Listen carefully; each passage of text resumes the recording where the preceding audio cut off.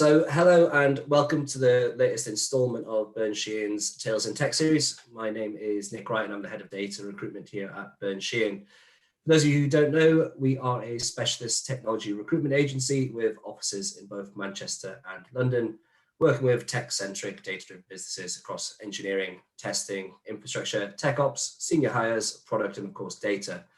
This week, we're joined by Ted Truscott, who is going to be speaking to us about what startups can learn from tech giants with regards to data and product growth. An Oxford graduate, Ted began his career at Merrill Lynch in equity research analytics before joining Qubit during a high growth phase, which saw the company rise from 30 to 120 in just 3 years. He then spent time with Just Giving before moving to Facebook, where he spent 4 years and operated within a leadership role around product growth within one of the community integrity teams. After taking some time off to upskill on machine learning and latest data-related technologies, Ted has now joined TradeShift, who have been in a large growth phase since our last funding round in 2018 as a product growth lead. I encourage anyone just to pop any questions that you have throughout the presentation in the option on your screens. But for now, over to you, Ted. Right, yeah, thanks very much, Nick. And thanks everyone for joining today. Looking forward to being able to share some stories and some of the perspectives that I think will help other businesses grow as well. We'll look into some of the user centricity and some of the choices that are key to influencing behavior. We'll look into some of the building blocks of product growth and building up a growth team. And finally, I'll look at some of the institutional factors that can help support growth. So on that first area, I want to think about this idea of choice architecture. So choice architecture is a term that comes from Cass Sunstein and Taylor, and they term this, they coined this term choice architect. Now, when we build products, we build out hooks, viral loops, and we present users with choices all the time. Big tech growth teams will gravitate towards any moment where a user makes a choice. Reason why is because that's an opportunity to be able to influence behavior and have an outsized impact. And it tends to be the sort of thing where when you're building a product, you'll get to the end goal of actually shipping something, but then you won't necessarily look into it and iterate and improve it. And that's what product growth is really all about. So thinking about choices, the opportunities that we've got here are reducing choices, firstly. So this is one of the most important things. It's all about making things as simple as possible and getting someone through to do exactly what you want them to do. Now, this applies just as much with B2B as it does with B2C, partly because people are increasingly expecting their B2B experience to be as seamless as B2C, especially when they're paying you even more money for the privilege. But also because it taps into a fundamental human psychology that you want people to flow through as easily as possible and make the right decisions that are going through your flow. So any extra friction needs removing. Don't confuse users and get people through to the right option. As an example of this doesn't come from big tech, but I really like the example. If you wanted to sell more champagne than anyone else in London, obviously a high margin product for a restaurant, this is Bob Ricard in Soho. And I think Flesh and Bun do something very similar as well. But it's so easy for people just to press that button. It's no longer a choice of 20 different things on the menu. Will I, won't I, do I feel like it? You're going to click that button at some point during your meal there, I can pretty much guarantee. The next idea is this idea of reframing. And this is where the alchemy comes in. And this is where it becomes a bit of an art more than a science. And it's the idea that you can take something that already exists and position it in a slightly different way so that people respond more positively and perhaps see the benefit that they wouldn't otherwise have done. I thoroughly recommend Rory Sutherland's book, Alchemy, on literally this subject. He comes up with all sorts of interesting examples. I don't want to reuse any of those, so I thought I'd look into this reframing here. And this is the Google Maps product, which has moved on a huge amount over the last few years. And I think the main reason for that is the way that it's getting people to respond in a different way than how they would have done otherwise. So before, I don't know what the numbers would have been like, but I'm imagining they would have had fairly low numbers of people actually leaving reviews, perhaps they were getting a little stagnant. And the way to improve that was to gamify it and turn it into a whole hub around this, and encouraging people to become local guides. Equally important is this idea of entry points. Now, this can come under perhaps the reducing choices, reframing, or adding choices I'll come to in a second. But the entry points are really interesting here as well, because very, very often when you work with a tech team, what you'll find is that they've built a product and people aren't using it. And then that leads to frustration. It leads to the teams not feeling great about the thing that they've built. And often it's a fairly small change, and it's just a matter of making sure that people in the product are able to find it. And what Google Maps do really well is making it very easy at the right time for someone to come through and take a positive action. So just that idea of entry points. And you'll see that throughout other big tech companies as well. Facebook, perhaps most famous for a lot of that. The next idea within this section of choice architecture is resetting defaults. Now, I mean a couple of things by this. So firstly, I'm thinking about your internal defaults. And for that, I'm thinking about maybe you've got some machine learning and you've got a threshold that's set at, say, 90%. No one's really wondered why it's at 90%. It made sense at the time. Maybe it doesn't make sense anymore. Maybe it's worth revisiting. Or maybe you've got something hard-coded, which, again, might just have been a quick way of getting something out there. Again, it made sense at the time and it seems to be performing well enough. But very, very often, these kind of defaults that are embedded in your product can actually be harming product performance. And it's worth revisiting them. And this is a sort of thing that someone on a growth team will turn up and will be able to spot and test and improve. But there are also user-facing defaults. And I want to give you an example from my own experience, and this is Just Giving. So you see here, we've got this is as you're making a donation online. This is the donation form. And you can see we've highlighted the £30 option. So that's the one that is defaulted when you click through.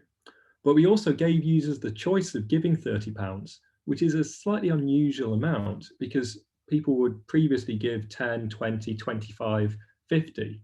And what we found was we were able to raise millions more for charity with this change because of the scale of the business.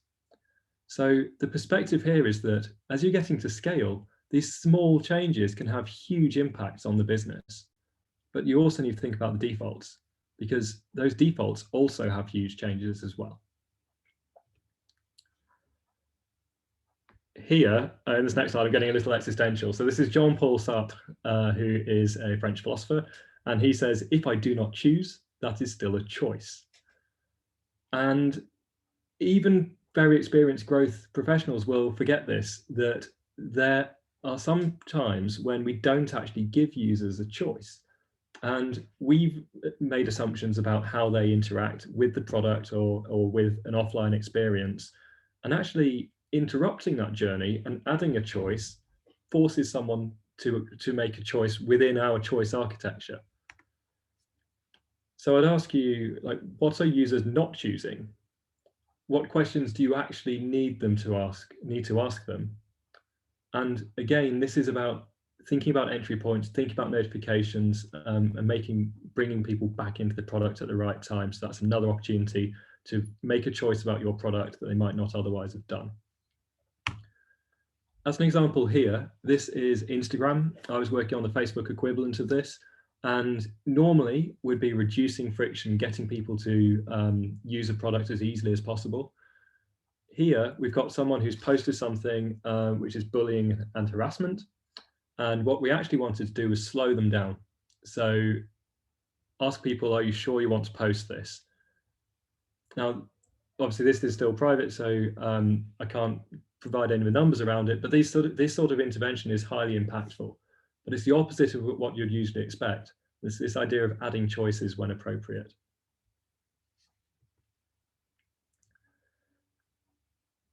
In this next section, I'd like to talk about building up a data-driven team. And this is one of the ways that I've helped product teams that I've worked on by making sure that everyone on the team is able to understand the fundamentals here, that data is a real part of the culture, and that people are making decisions in a much more rigorous way. The lesson from big tech growth here is that you want to focus on impact. And this is really throughout all of the major companies, this idea of OKRs in some form or another. So it could be a 50-50 goal where you hit half of them, and that's what the aim is. Or it could be a goal where you target people and you expect them to get to about 80% of it, but expect them to get to 80% across all of them. Doesn't matter too much about that for this purpose, but what you're trying to get to is to get to a repeatable, scalable process, because this is all about execution now. So it's not just good enough to have the theory, but you need to turn a team into, get a team into a position where it can run itself.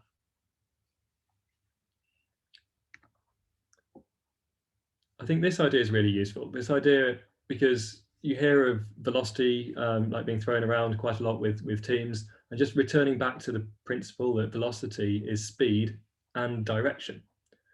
So what does that mean, and why does that impact us? Well, the most successful teams aren't just moving fast, but they're moving purposefully in a certain direction, and they know why they're heading that way. It really helps because you can measure progress, and it means that if you find that you're deviating from that, or if you're learning something new, then you communicate that out to the team. The team will change direction, but it keeps its velocity.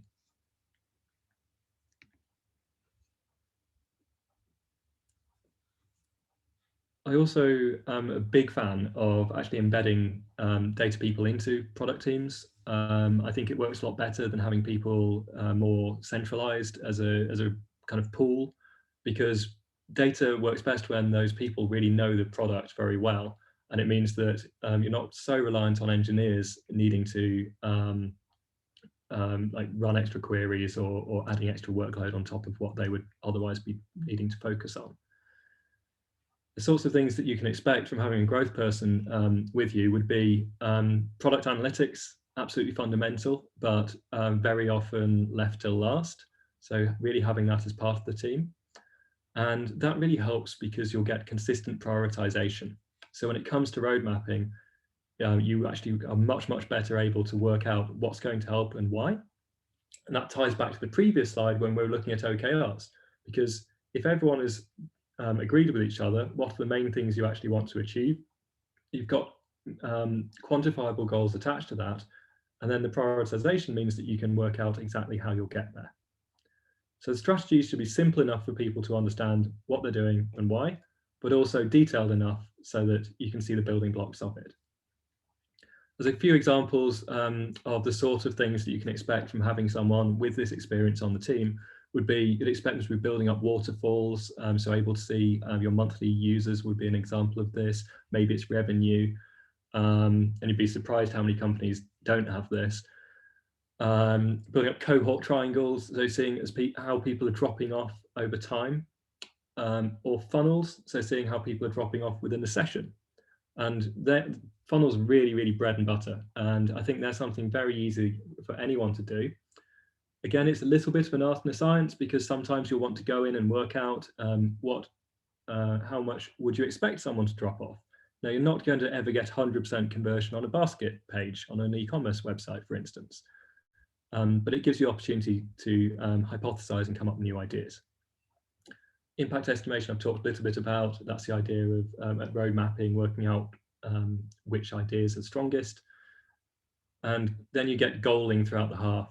So the best teams are going back to the goals, looking back at their OKRs every single week in the team meeting, and then tracking their progress towards it. And finally, there's this idea of testing, which I'll come on to next. So I think the last stage of becoming really data-driven is a really strong testing culture.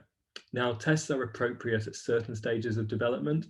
And the reason why you see it in particular at the larger companies is because you do need a lot of people quite often to be able to get good power behind your tests. So it's not just a matter of getting to statistical significance, because you will initially get a lot of noise, but you also want the power behind that, so you have more confidence that this is a true effect. I really like this. This is a Bezos quote, one of a couple I've got in this presentation, and this is the idea that if you double your experiments, you'll double your rate of innovation. I've really seen it help teams be able to work out what's really helping, be able to prove their impact, get more investment in them as teams as well. And that's in particular because they're linking it back to the team goals. So you're able to tell people what you're going to do in advance, execute against it, and be able to prove that you actually had the impact you said you would. I want to show you guys this slide here. This grainy image is one of the few that I could find of Facebook's internal testing platform called Deltoid. Again, this is publicly available, as was the previous image I showed you from Facebook. And what this is showing all the metrics for other teams, that not just your own team, but how you might be affecting them. And this is where I think companies, startups should try and get to, especially scale-ups. You want to get to this position where you're so data-driven that each team knows its metrics, and so does another team knows your metrics and how they're affecting it. You need to be a little careful with interpretation, of course, because one of these, say this one in here, is negative, and that can just be noise because you are looking at a lot of metrics. But it shows just the way that data is really, really integral to these companies, particularly because the small change somewhere in the platform can have a big impact elsewhere. Finally, this idea of getting to a global optimum. And here I want to talk about some of the institutional factors. Every presentation or every town hall that Sheryl Sandberg does, she will ask, who has had a crucial conversation this week? Now, I really like this. It is a bit self-helpy, but it works. And the idea is that you're going to be surfacing problems that much earlier.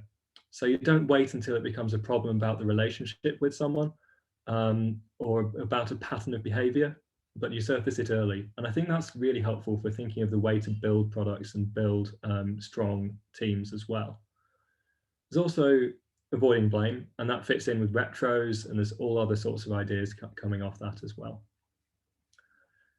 The other thing that I really liked here was this Bezos quote, and he says that he's often asked what's going to change in the next 10 years, but what's more interesting for him is what's not going to change. And as you're building a scale up or a startup, you want to try and get to that grain of fundamental truth about human interaction or about business, because that isn't going to change over those 10 years. It also means that you can build in a way that's that much more sustainable, because you're investing for 10 years and you'll get the benefits of it throughout that time. You're not just chasing after the easiest dollar right now. So the other message I take from this is this idea of solving problems at scale, because if you are a startup, then obviously one of the big companies can come in and enter your space. If they did that, they would be building at scale from day one. And the assumptions that you make when you do that are actually quite different. So you'd be building much more with machine learning first, for instance, because you instantly have to be able to deal with thousands and millions of queries or users. So I think this is a really useful perspective here. And I think that's pretty much all we've got time for. So I'm very, very happy to go into detail on any of this. I'm quite a generalist. I like taking these big picture views of things, but there's a load of detail in any one of these areas. I've also asked, these are my questions that I would ask of your teams, and these fit in with the themes that we've just spoken about. So controlling choice architecture, think about how users interact with you, becoming data driven. So getting to a place where your engineering teams are really happy and able to build in that rigorous way, and thinking about the global optimal and some of the institutional factors as well.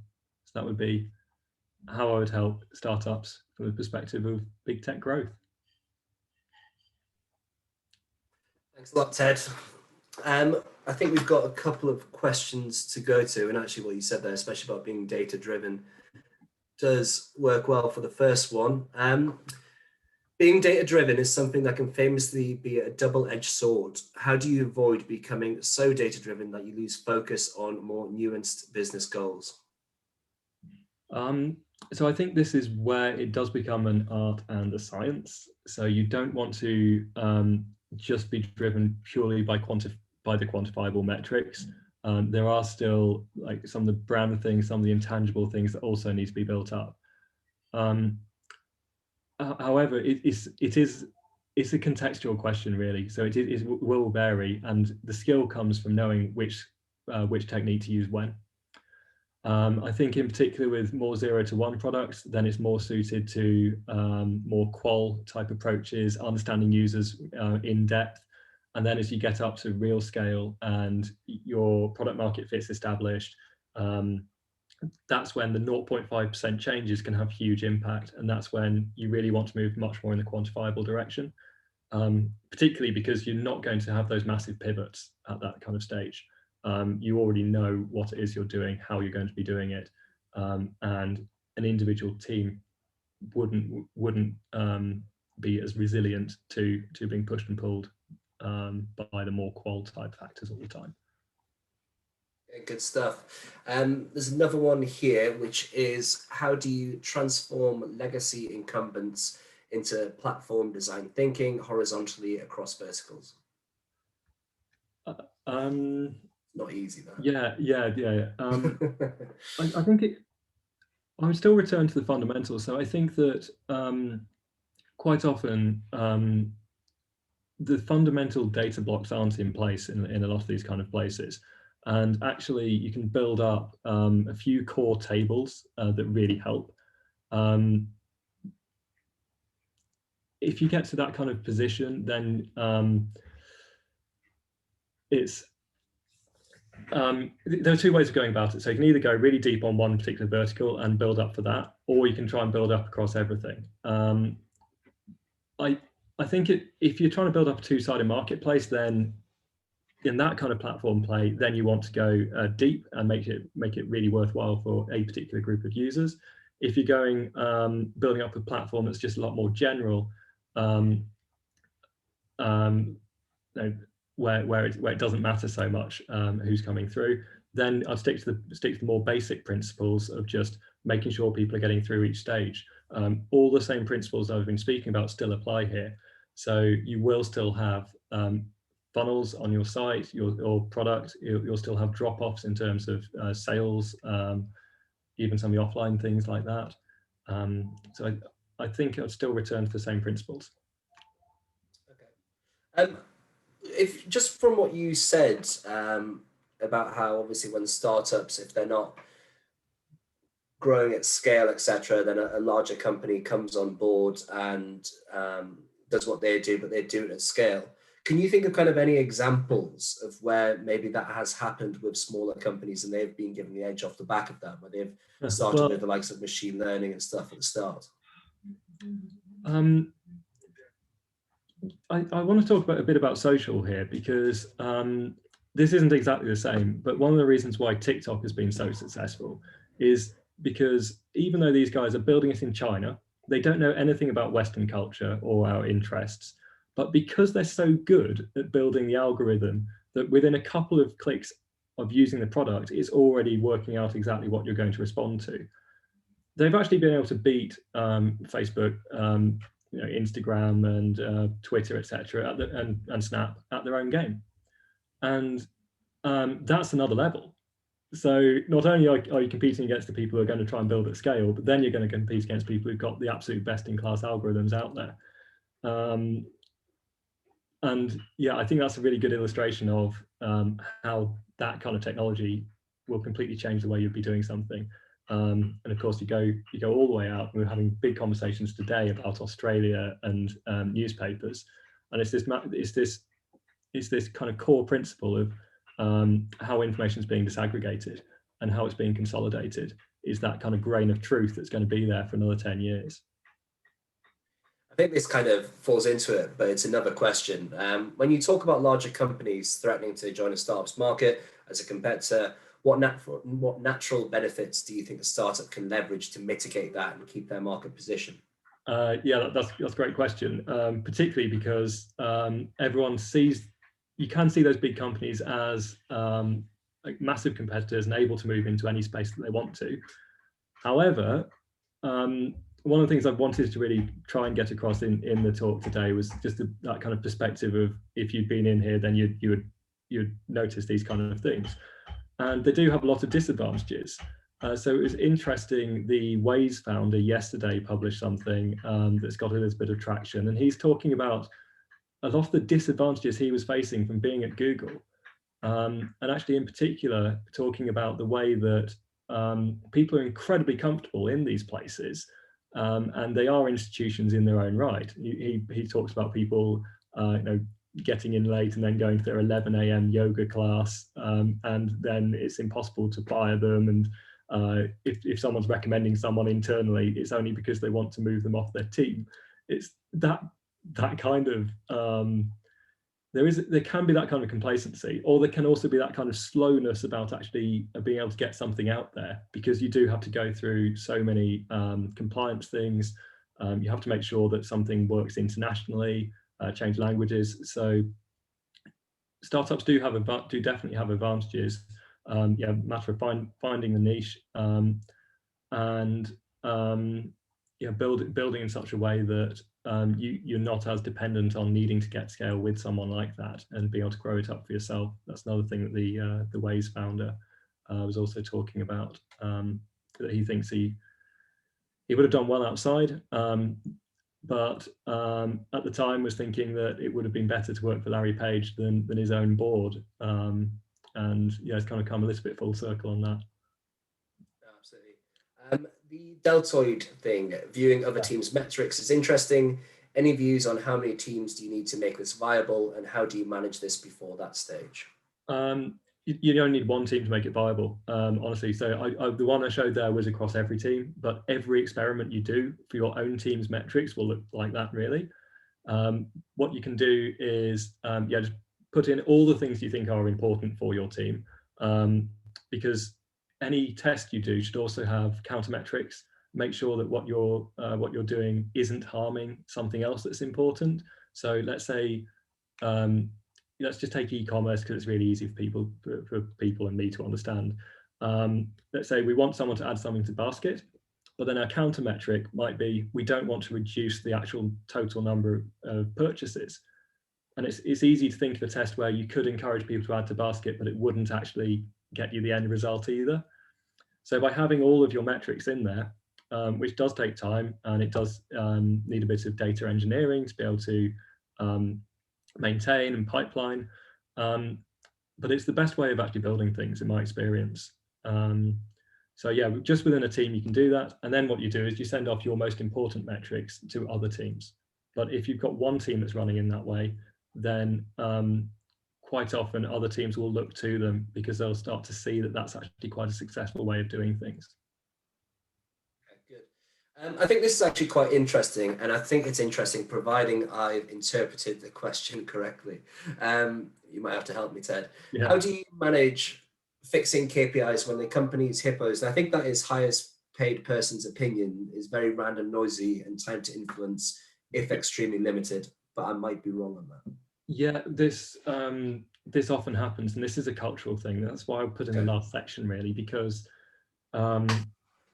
culture is so important, and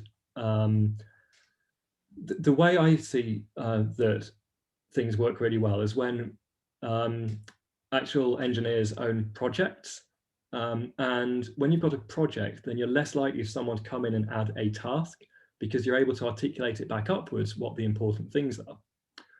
Now, there's also a tension here, because founders in particular need to make sure that they are setting the direction of the business. They want to be able to move things very quickly. They don't just want people to be running away and doing completely their own things. But with this kind of more data-driven approach, then it means that you can explain still the direction, and it still fits in with the overall strategy. And then if it doesn't, then you're able to articulate much more clearly why, because you can show that we planned on going down this route and it turned out that actually it didn't work. Again, a little bit art and science, because you can still say, well, maybe we built up this MVP and it wasn't actually viable. So we did test it, we got the numbers through, numbers were bad, but it was still flawed because of that. But then you're getting much more into execution.